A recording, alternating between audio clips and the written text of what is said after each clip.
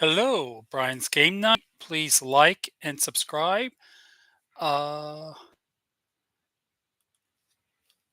Tonight, I'm going to talk about Dungeons and Dragons 50th anniversary and what it means to me. Um, I look for, I only have the Fiend Folio and the Advanced Dungeons and Dragons First Edition uh, Monster Manual that were my originally when I was a kid. Everything else is either I bought, I rebought, or it's a reprint. I have the reprints that are print on demand for the advanced D&D because, funny enough, I've been I've I've been playing the game since 1977, I believe. Yeah, 1977. Um, it's funny. Today, I like to play the something like a BX, but when I look back nostalgically, it's Advanced Dungeons and Dragons First Edition. Um, the books were just amazing. Now the game, and anyway, uh, I want to recollect uh, one of my first experience of it, my first memory of it. My aunt lived quite a ways from us, about 20, 30 minutes away, and we would visit her on the weekends. And next door was another kid. And this kid, his name was Gary. We would, you know, hang out. And one day he's like, hey, there's these kids down the street, and they're playing this game. I had never heard of Dungeons and Dragons. This was 77, so it'd been out for a while, but it was still very underground. So went there, it's all high schoolers. And I mean, I don't know. How old was I then? I was probably 8 or 7, something like that. And all high school kids. And I'll tell you how I can they were using the Monster Manual, first edition Monster Manual, but they were using the what now is called Zero Edition, just the booklets that was from the white box, the very first thing that came out. They were using those, and they were using the Monster Manual as, and I remember it very well because I looked through the Monster Manual and I was hooked. I was hooked. It was like, a lot of times you hear these drug dealers or these druggies who they talk about the first time they took the drug and they were hooked. And that is exactly what happened to me. I remember very well everybody in the game in the group died from a succubus. And I remember looking at the succubus, I'm thinking, she's like nude, and I thought this is for adults, and I'm playing it. And so that was my very first encounter with Dungeons and Dragons. Again, it was 77. Uh, and I remember very well the next memory. Now, another book that came out, it was the John Holmes. I bought almost everything. Well, within reason. I tried to buy the box sets every time they came out. So the John Holmes came out. I bought that. And then, and again, I can't even describe, looking back on it now, it's a very meager book, but it held so much for a kid. And then the player's handbook came out. And this is my my most fondest memory of Dungeons and Dragons, period. My mom and her friend Carol, this must have been during the day. Um, my dad was at work, at work. The two of them drove me down to a hobby shop, which is no longer there, but had been there up until about a year or two ago, called Boardwalk. And they're driving on the way, and Carol's like, "What is it we're buying him again?" And she goes, "Some book called Dungeons and Dragons," because she had to get it for me. I wouldn't shut up. I wanted it so bad.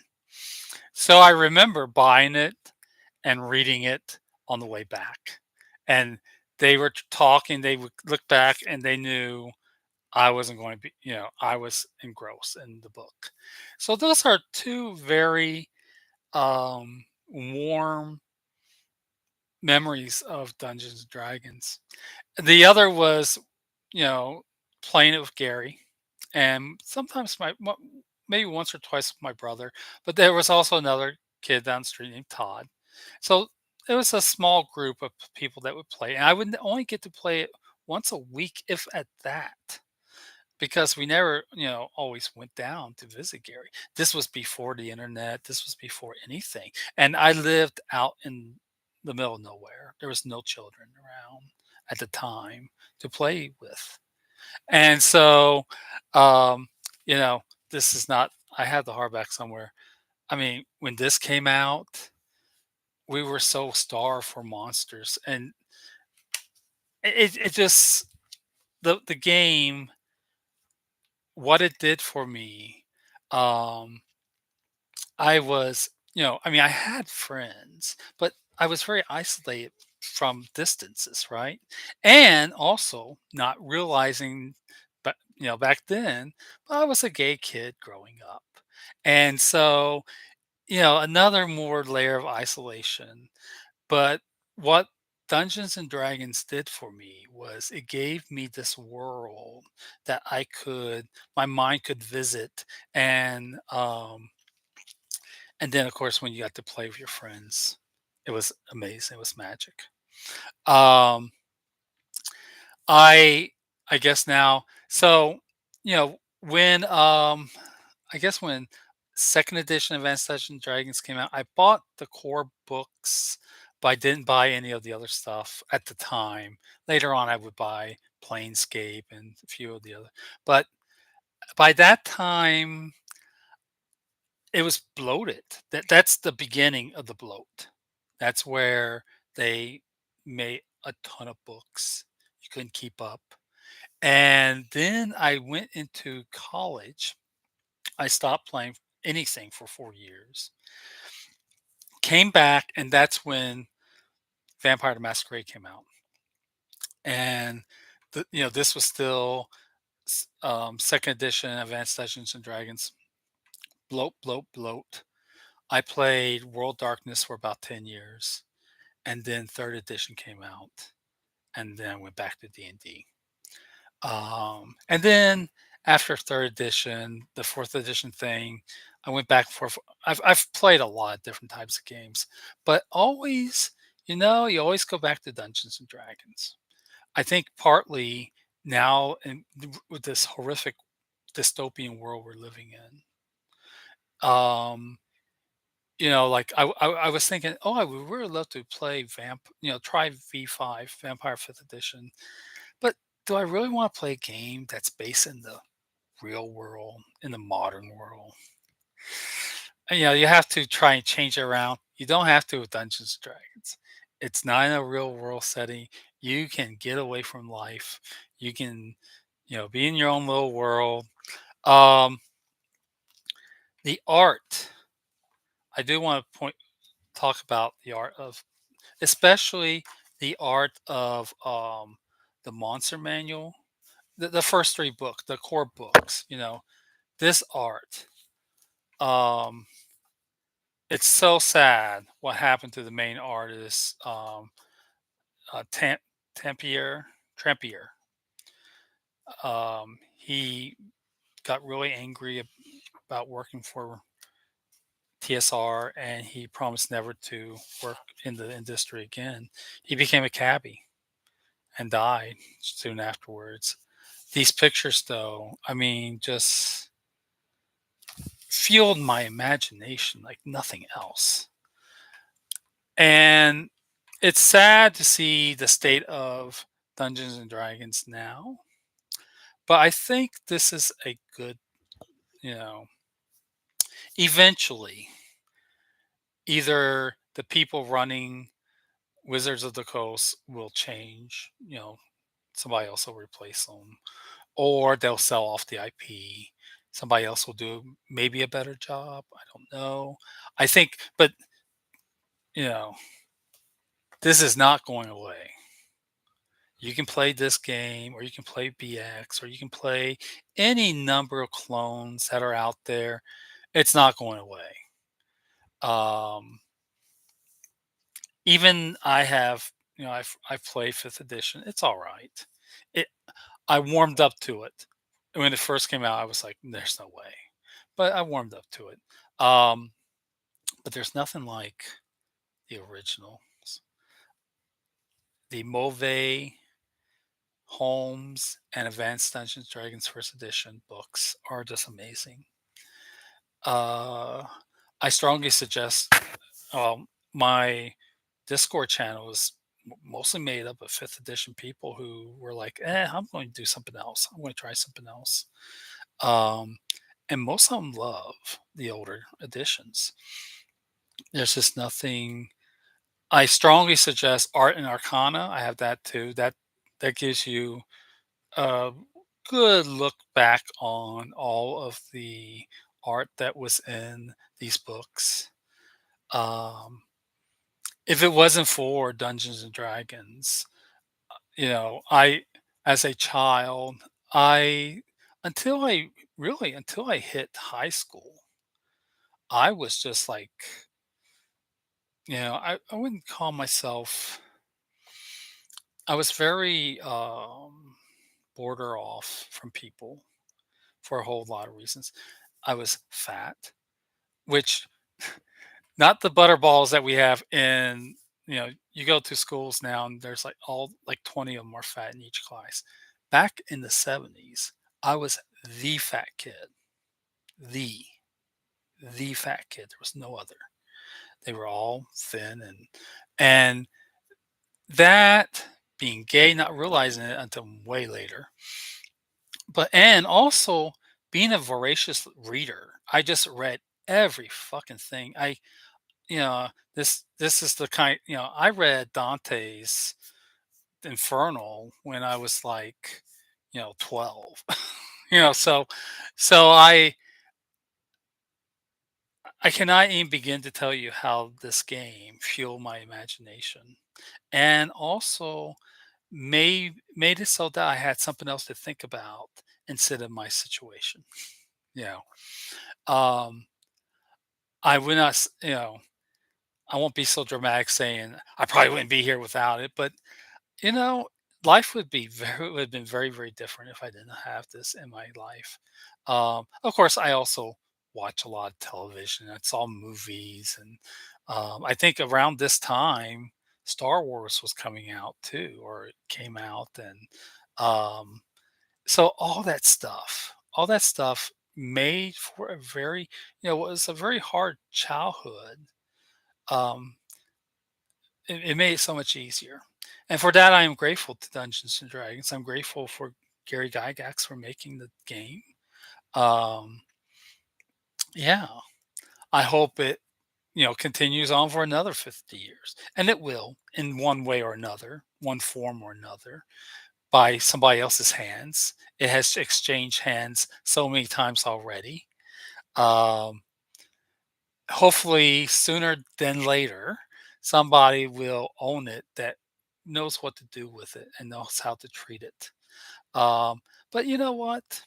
Even if they don't, even if the next game that has D&D is for its name is so bizarre or horrific, we have these, and these games are not going away, no matter what they try to do. It's on the internet. Um, so I part with you hoping and telling you to please take a look at the older editions. They are amazing. Are they full of weird rules? Yes. Are they are the books written in almost archaic language? Yes. But they are amazing books. Um oh, another memory.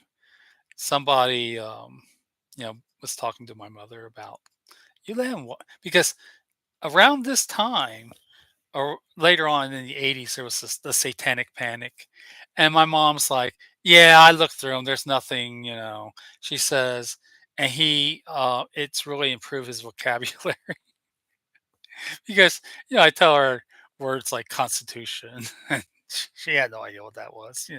So it just, everything I think of the game for the most part has been such a good, you know, memory. So I'm seeing this, very recent. It's a very recent thing. There's a lot of solo games coming out here. Please don't do that. Please don't be that way. Reach out, even if you're online only. I'm stuck here in BFE. I can't get to people. I have to be online. So even if you're that person, reach out and find a group or be that person that runs the game. DMs are This is not 5th edition. You can put one of these games together, and if you know once you know the material, you can put a at least a one shot together in an hour. You know, I've met so many people. One of the things about this game is that I've met so many people that mean so much to me now. They become friends. Um, And a lot of them have, now at my ripe old age of 56, I don't see a lot of these people no more. I don't even know where they've gone to. But my life is so much enriched knowing that I've met these people and played these games with them. So can the solo games, don't do it. I beg of you. Get together. If you gotta run the freaking game, run the fucking game. But get together with people and play this game. You know, um, be sociable. So that's my little thing. I do these. I don't do any scripted videos, and I wanted to talk about this. Um, the good memories I have playing this game, running the game, mostly running, almost a forever DM. But I think, especially more important than the game itself and what the game did for me as an introverted child, was the people that was connected with the game. From my mother buying me the book and letting me play the game, and um, to the people I've met and still have friendships with to this day. So, thank you, Dungeons and Dragons, for 50 years. Hope there will be 50 more.